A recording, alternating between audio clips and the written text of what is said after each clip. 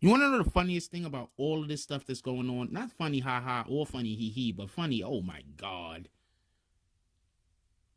It seems like every single time we turn around, somebody else is lying.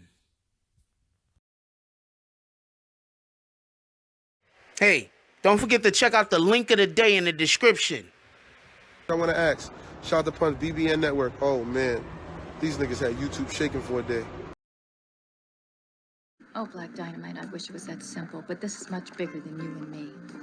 Hey, little mama, it may be bigger than you, and it may be bigger than me, but it ain't bigger than you and me. Can you dig it? BBN, Jack Frost. What's up, party people? So, yeah.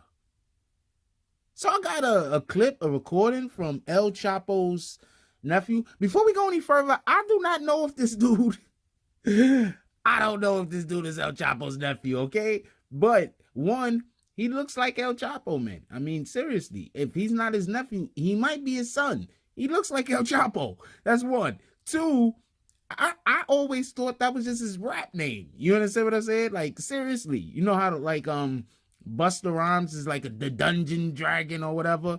You know what I'm saying? Like, I thought this was El Chapo's nephew. I thought that was just his moniker. I had no idea that some people thought that that was literally El Chapo's nephew. I mean, it might be. Them niggas look alike. Anyway, and no, I don't think all Mexicans look alike, so don't even come at me with that. All right, bro.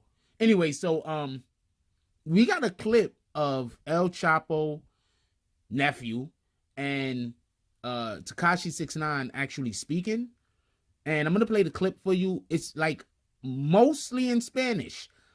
I'm gonna play the clip for you, and then after we play the clip, I'm gonna come back. But just pay attention to it. Even the people that don't speak Spanish, pay very close attention, because Tekashi 6ix9ine makes a point of saying something in English. It's gonna be El Chapo, El Chapo's nephew, speaking with Tekashi 6ix9ine, Daniel Hernandez, and Tekashi 6ix9ine is gonna say something in English that is going to be, I think, important.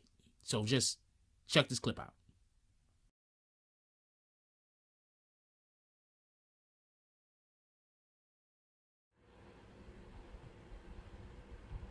Ellos, mira, te voy a decir la verdad, hombre, ellos me dijeron, querían como, hale algo, do whatever you want. I'm like, hey, I just want to do my day, bro.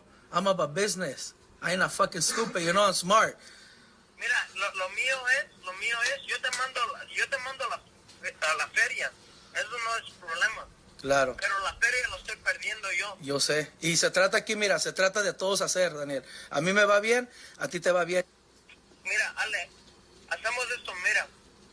Hacemos business. Quiero Sí. hacer business contigo. Yo quiero hacer yo quiero hacer business. Mira, ahorita yo no tengo manager, yo no tengo nada, güey. No, solo soy yo, güey. I'm telling you, I'm getting extorted, bro. No, yo raza, bro. A ti no te pueden extorsionar. Mira, tú haz de rata para acá y nos sentamos, vamos a comer y hablamos, porque ahorita no tengo a nadie, güey. Ok. Ellos, mira, te voy a decir la verdad, hombre, ellos me dijeron.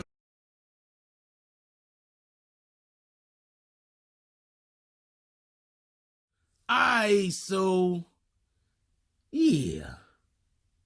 That was something, wasn't it? I mean, okay, so for the people that don't really speak Spanish at all, I'm going to break down a little bit of what was said. The basic crux, and before we go any further into this at all, I do not know for a fact if anything that Tekashi 6ix9ine was saying, Daniel Hernandez was saying, is the truth. He could have just been saying this as far as we know. I don't know if anything he was saying is the truth. I'm just reporting this as a conversation that happened that is now public.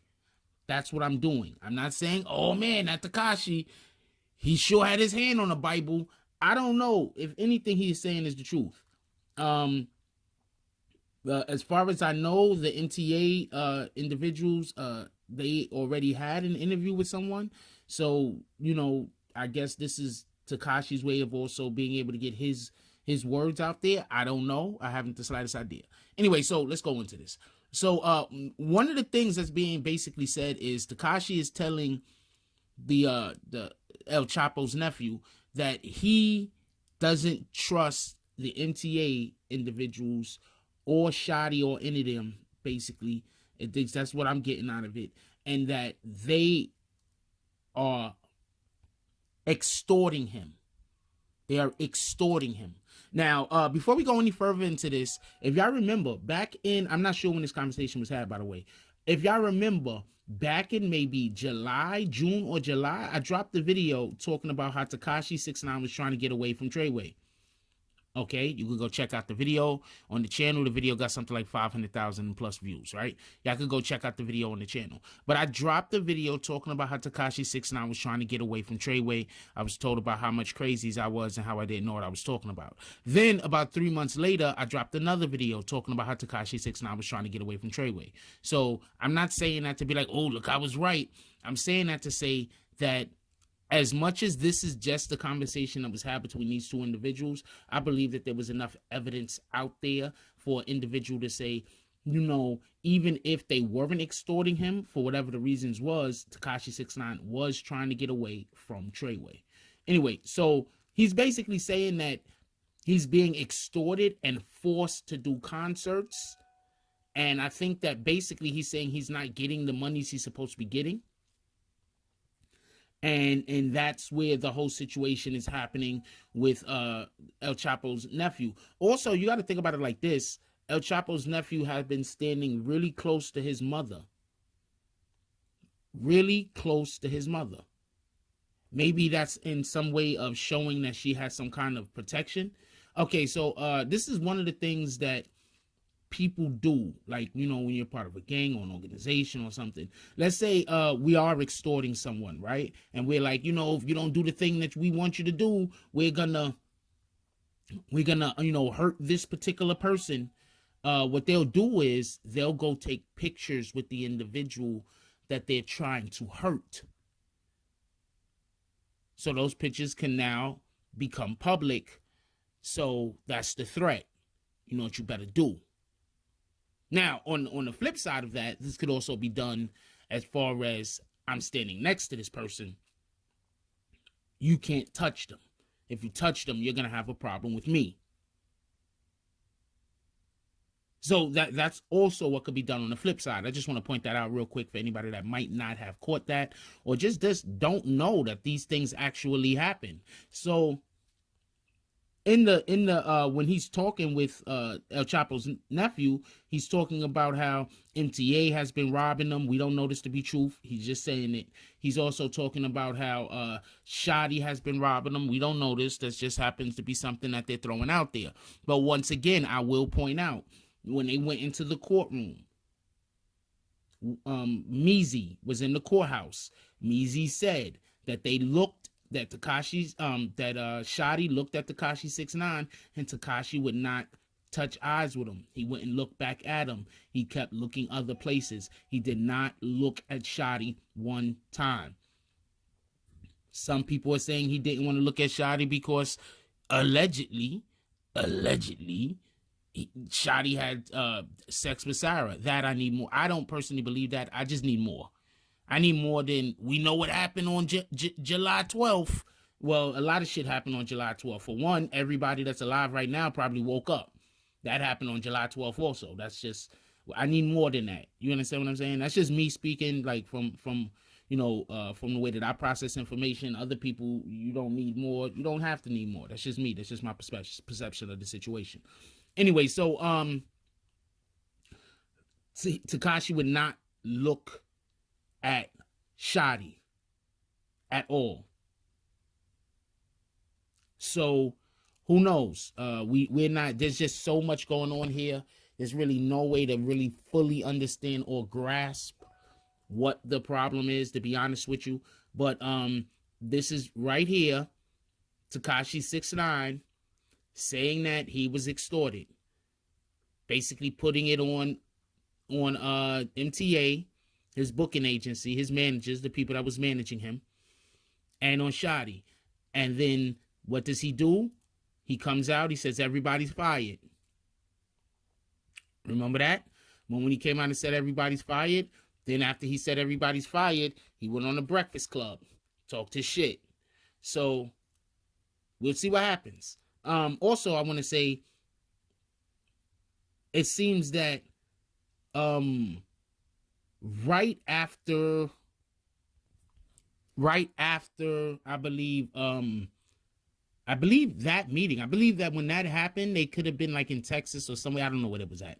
But right after that happened, Shotty had took 6ix9ine back to New York. And then once 6ix9ine got back to New York, he says that he got a lot of threats over the phone and, you know, whatnot over the phone.